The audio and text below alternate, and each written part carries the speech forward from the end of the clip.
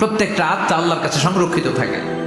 প্রতিটা রুহু, প্রতিটা মানুষ মালাকুল মউতকে দেখতে পায়। আপনিও দেখবেন, আমিও দেখব।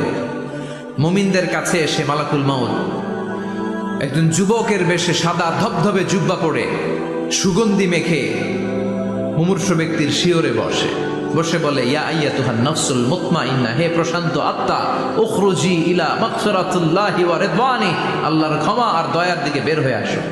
বলা মাত্রই মুমিনের আত্মাটা স্মুথলি বের হয়ে আসে। কাফান মিন আকফানিল জান্নাহ, হানুত মিন হানুতিল জান্নাহ, জান্নাত থেকে আনা সুগন্ধি কাফনের মধ্যে পেঁচিয়ে তিনি রূহটাকে নিয়ে ইল্লিনে চলে যায়। সরাসরি দেখে মালাকুল মউতকে। আর যারা ইসলাম বিরোধী, কোরআন বিরোধী, তাদের সামনে এসে মালাকুল মউত ত্রাস সৃষ্টি করে। আগে ধমক, মালাকুল মউত এসে কাফের, নাস্তিক, মুশরিকদের সামনে এসে এরকম একটা ত্রাস সৃষ্টি করে। ভয়